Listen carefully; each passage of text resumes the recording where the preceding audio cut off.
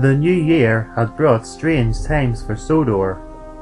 Gordon had left back in January to go on a 6-month rail tour around England, and all the engines missed him, and Murdoch pulled the express, much to James and Henry's dismay.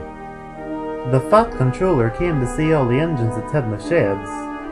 I am pleased to inform you all that I have received a letter from Gordon's driver.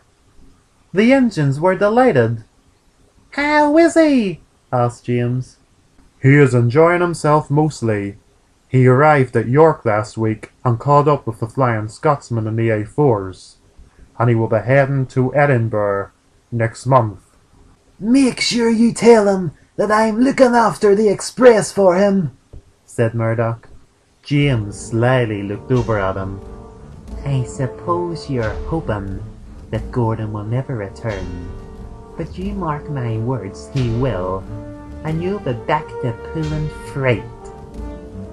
Now I'm also pleased to let you know that Samuel the Shunter is getting married on Friday morning, and tonight he's having his stag party.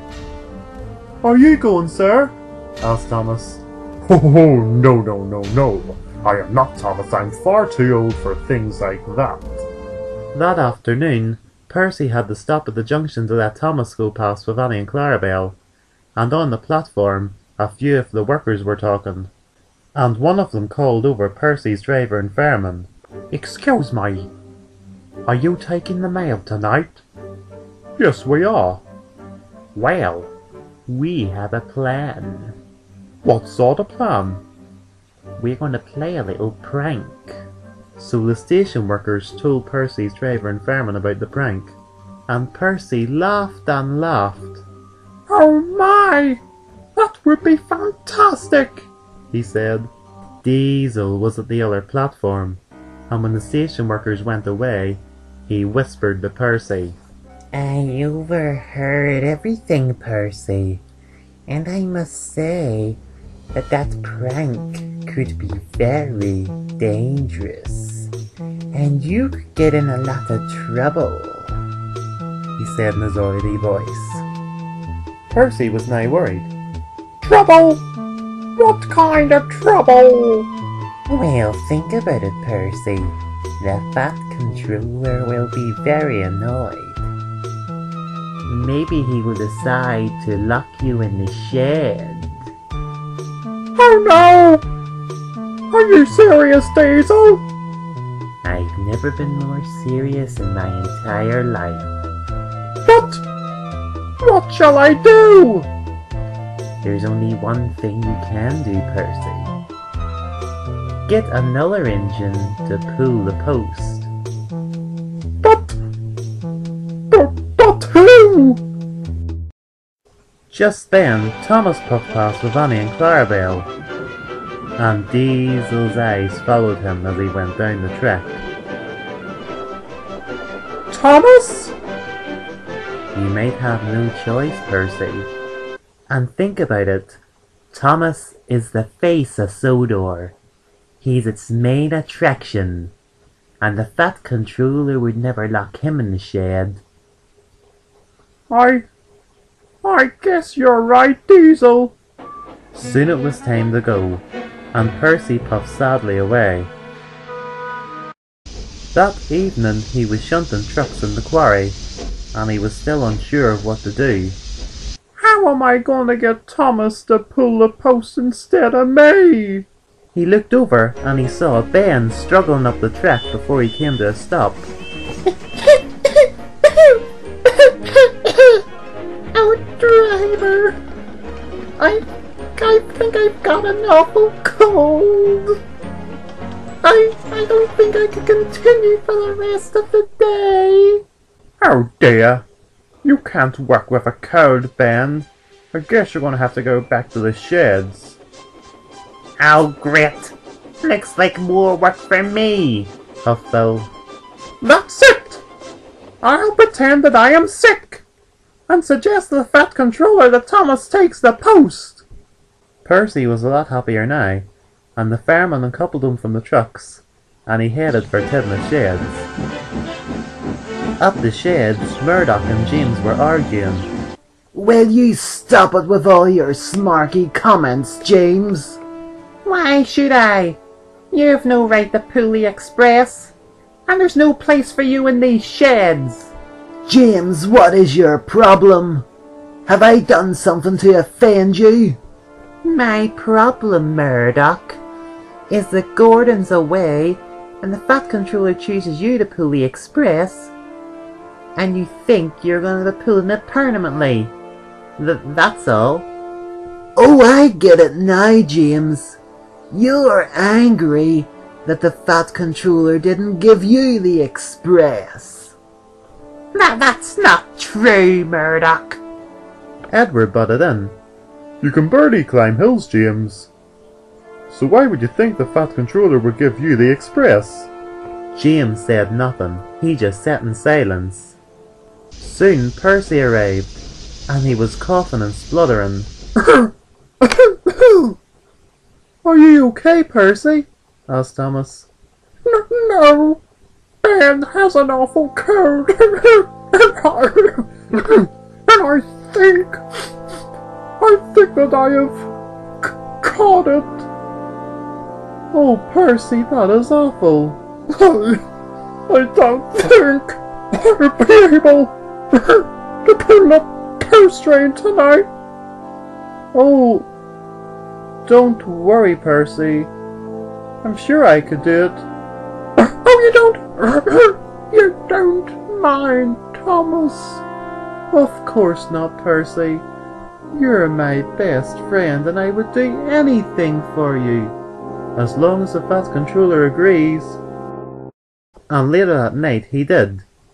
Percy, I will send you to the works tomorrow to get your smoke box checked out.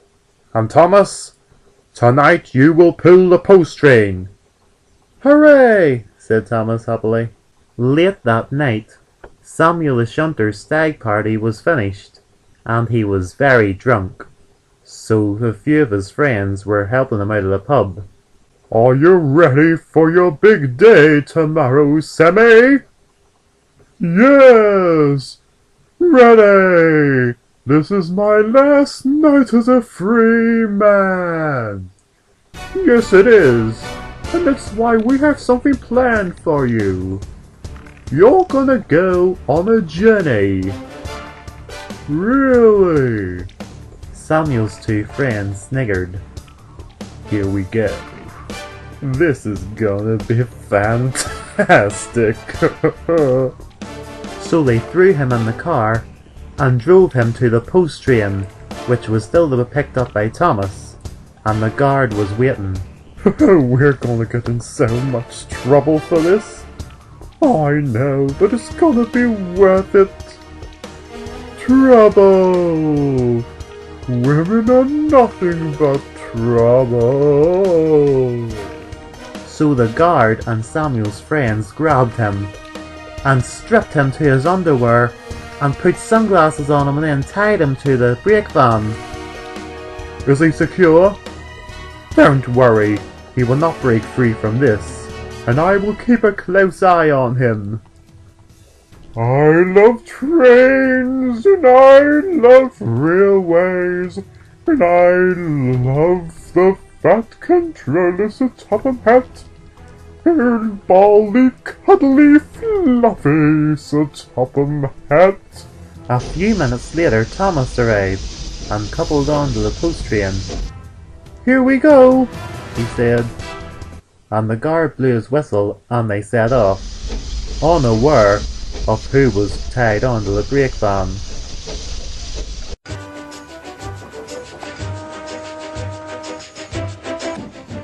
Thomas puffed down the lane happily, breathing in the fresh air and looking at the night sky, and Sammy didn't know what was happening at all.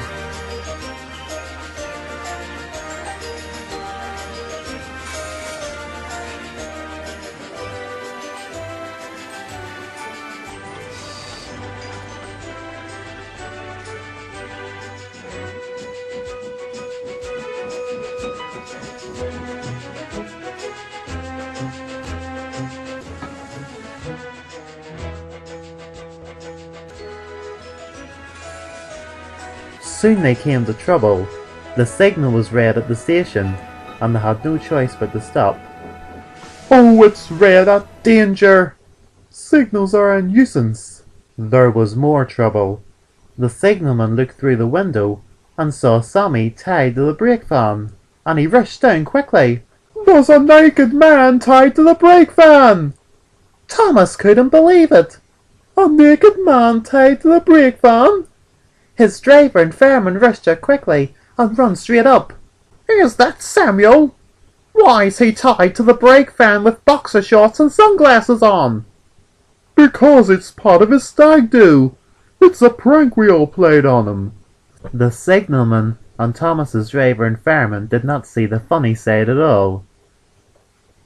You should be ashamed to call yourself a god.